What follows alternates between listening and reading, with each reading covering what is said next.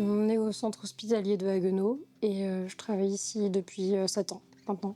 J'étais interne au CHU Strasbourg et après j'ai fait un assistanat ici et je suis restée ici. Pourquoi est-ce que j'ai choisi la médecine? Grâce à mes parents. Mes parents qui sont tous les deux médecins, qui ont toujours parlé avec beaucoup de passion de leur métier, qui sont des personnes qui ont aussi beaucoup d'empathie. Et je me souviens des histoires de mon papa quand j'étais petite qui me racontait comment il soignait des enfants avec des poliomyélites, avec des rayons de roue de vélo, quand il était en Afrique. Et ça m'a clairement donné envie de faire médecine. Chaque jour est différent.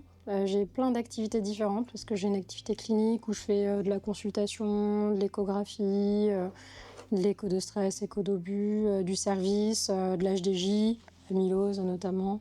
J'ai une activité administrative où je suis responsable d'une unité thérapeutique d'insuffisance cardiaque, d'une HDJ, co-coordinatrice d'une unité d'éducation thérapeutique à Cœur en Forme. Il y a toute l'activité pédagogique, on forme les internes, les externes, aussi en extérieur, pour des soirées avec les médecins généralistes, les cardiologues. Il y a aussi une activité de recherche. Tout ça, en fait, fait que j'ai pas vraiment de journée type. C'est des journées très variées, je fais beaucoup de choses. Mais c'est aussi ce qui me plaît.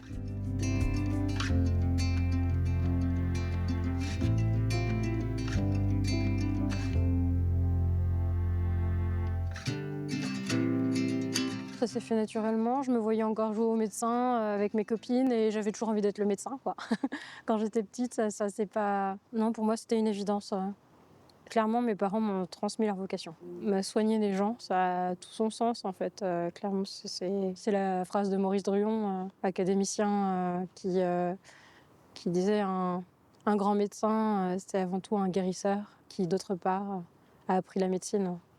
C'est mon mari qui l'utilise beaucoup. Il est médecin aussi, d'ailleurs. Ouais.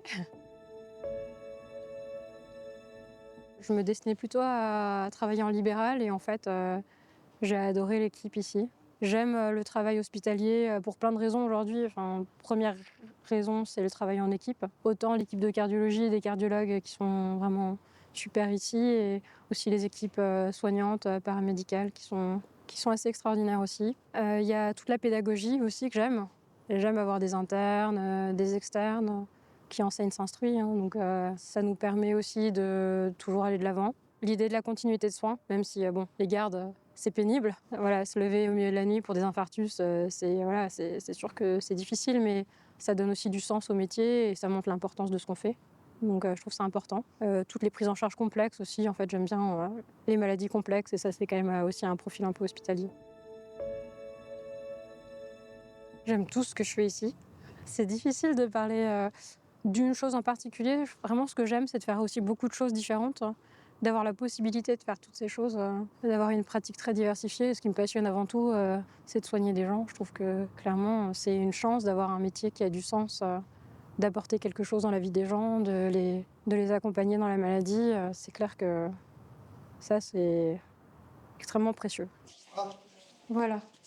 Voilà. Vous étiez venu en hôpital de jour, vous vous souvenez? Oui. Oui. D'accord. Vous avez rien vu venir, c'est ça? C'est venu d'un coup, vous avez perdu connaissance? C'est ce qui s'est passé? D'un coup, mais quand même. Je n'étais pas tout à fait dans mon état. marché. Donc en fait, qu'est-ce qui s'est passé? Donc il a été malade, il a eu de la fièvre et ensuite il a fait un malaise ou comment ça s'est passé? Dans quel ordre? J'étais pas malade. Non, Ensuite, après, je sais, mais ça, il y a rien. Enfin, c'est à vous de dire et il y a des gens qui accepteront, d'autres qui accepteront pas. Il n'y a pas de papier ah, miracle. Ouais. Ben là, en fait, on voit que vous avez fait une petite décompensation cardiaque quand même, hein. Votre cœur, il s'est un peu fatigué. oui, Mais je pense qu'il y a quand même un facteur déclenchant parce que vous avez de la fièvre, oui, vous en aviez encore hier, oui, là les 38 de température, oui, donc il y a quand même quelque chose qui a... oui. Chose. Et le malaise dans ce contexte-là, enfin ce que vous dites où vous vous sentiez pas bien, on est bien d'accord. J'avais vécu les gars. Vous n'avez pas perdu connaissance. Non, Il n'y a pas eu de phase où non. vous n'avez pas chuté avec un trou noir ou... Non. Il y a la Il est mylose fatigué aussi, et, hein. et c'est peut-être la mylose Bon, qui on va... en fait plus. Alors, il y a l'amylose qui peut-être évolue un peu. Après, là, dans le contexte, vu qu'il y a quand même cette fièvre et qu'il y a quand même un autre facteur, Oui, on va pas dire que c'est, entre guillemets, juste Oui. l'amylose. On va quand même attendre de voir comment ça évolue, hein. oui, D'accord? ouais. C'est vrai que je suis investie dans l'amylose cardiaque parce que c'est une maladie qu'on estimait encore rare il y a 10 ans. Et en fait, je travaille en insuffisance cardiaque, je fais beaucoup d'échographies, je fais du service. On constate qu'il y en a énormément et on en diagnostique beaucoup, hein, sur un centre hospitalier comme à Guenot. On a plus de 200 patients avec des amyloses. Donc, en fait, on ne peut pas ne pas s'intéresser à cette maladie quand on fait de l'insuffisance cardiaque, hein. J'en ai entendu parler parce qu'il y avait un médicament qui arrivait sur le marché. Alors qu'avant, on ne les diagnostiquait pas tous parce qu'on savait qu'il n'y avait pas vraiment de traitement spécifique à proposer. Tout à coup, il existait un traitement, donc on les, on les recherchait de façon plus assidue. Et on s'est rendu compte qu'on en a trouvé énormément. C'est vrai qu'au début, on en avait 3, 4, puis ça monte, on en diagnostique. Et là, en 2 semaines, on a 13 nouveaux patients. Il fallait mettre en place une structure spécialisée pour pouvoir bien prendre en charge les patients. Alors, comment j'explique l'amylose? Alors, j'ai la chance de travailler avec des infirmières d'éducation thérapeutique dans mon HDG, donc forcément, on travaille en collaboration et elles font déjà une première explication. Moi, j'aime bien utiliser, alors il y avait l'association de patients des amyloses qui nous avait donné une mallette pour les patients. Donc, on explique la fibrie amyloïde avec le Scooby-Doo détaché puis assemblé en fibrie amyloïde. Après, on montre le cœur en image avec un cœur normal et un cœur infiltré en disant c'est le Scooby-Doo, donc la fibrie amyloïde qui va venir infiltrer le cœur. Et après, les balles de rigidité différentes pour montrer que l'infiltration du cœur par l'amylose durcit le cœur et l'épaissit. Donc le cœur plus gros, plus dur, et on montre avec les balles.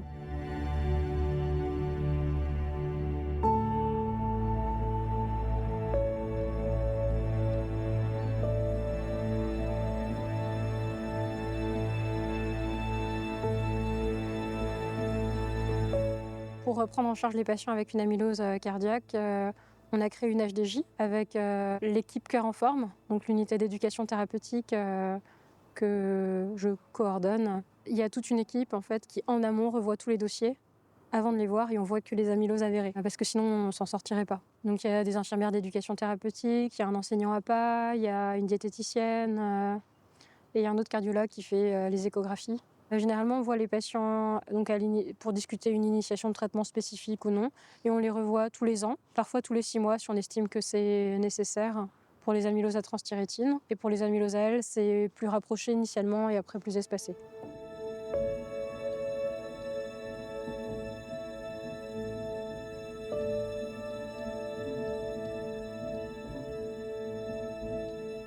Qu'est-ce qu'il faut améliorer dans la prise en charge de l'amylose?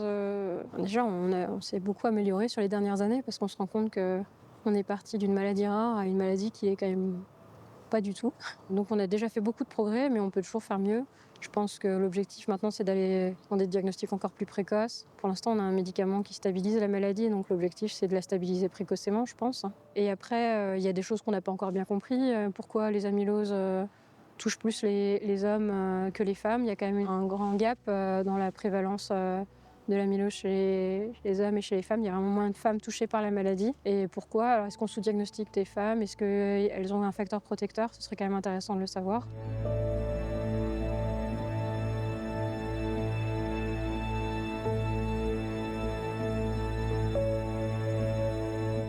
Comment on gère les annonces de diagnostic lourds? C'est l'avantage de travailler en équipe. Chacun porte un petit peu, se partage la charge mentale de tout ça et clairement, je pense que ce qui aide beaucoup, c'est de se dire qu'on fait tout ce qu'on peut pour les patients, qu'on les soigne du mieux qu'on peut et qu'on les accompagne tout au long de leur maladie. Ça fait partie du soin. Ça m'aide beaucoup, ouais.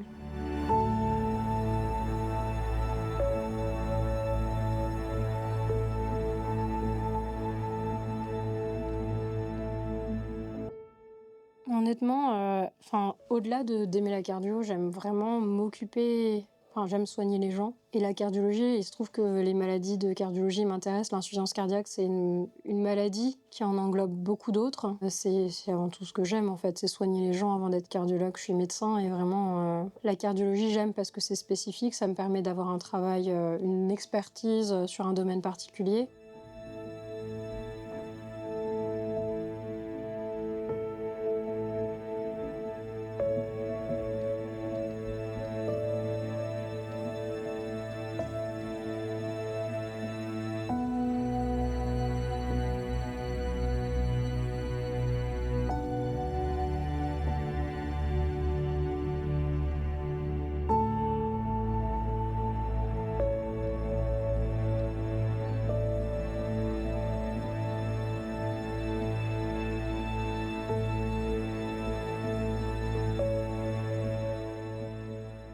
Alors, j'ai plein de projets.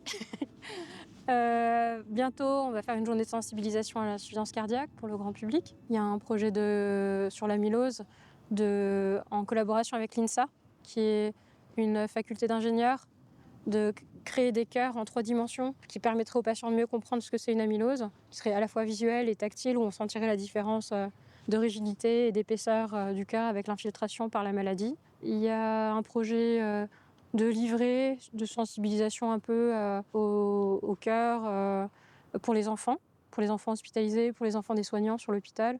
On veut développer un petit peu qu'est-ce que c'est un cœur, le régime équilibré, qu'est-ce que ça doit être, l'importance de l'activité physique, la prévention sur les écrans aussi, tout de façon très ludique. Donc ça, c'est en collaboration avec les pédiatres et Cœur en Forme aussi. Il y a un projet de livre de recettes pour les patients insuffisants cardiaques, avec des recettes pauvres en sel qui sont élaborées par un chef étoilé, Fabien Mengus, qui ont été retravaillées avec la diététicienne justement pour qu'elles soient pauvres en sel. Ah oui, sur l'amylose aussi, un jeu de cartes, un jeu de cette famille, pour expliquer l'amylose aux patients. Voilà, alors il y a des projets qui sont des projets d'équipe, des projets qui sont plus personnels, mais j'ai plein de projets.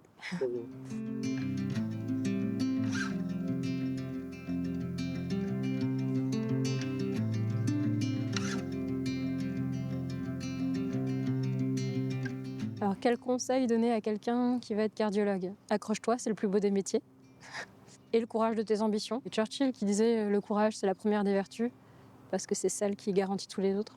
Avant tout, il faut avoir de l'empathie, être à l'écoute et avoir de la psychologie, mais c'est sûr que ça s'affine avec le temps. Il faut de la rigueur aussi et être travailleur. Je pense que c'est important de travailler pour être un bon médecin, hein.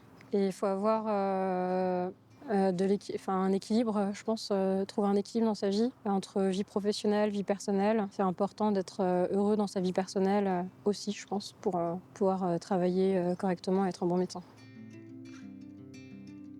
Je pense qu'il n'y a qu'une seule morale, c'est la morale de l'exemple. Je pense que le compagnonnage, ça fonctionne très bien et que finalement, d'accompagner les jeunes, de leur montrer qu'on exerce notre métier avec passion, que ce qu'on fait, ça a vraiment de l'importance. Si on le fait avec rigueur et si on le fait bien, qu'on peut susciter des vocations comme ça, hein. Moi, j'essaye d'être bienveillante avec les étudiants avec qui je suis et de leur montrer que, voilà, que j'aime mon métier. Et après, j'espère que ça peut susciter des vocations après.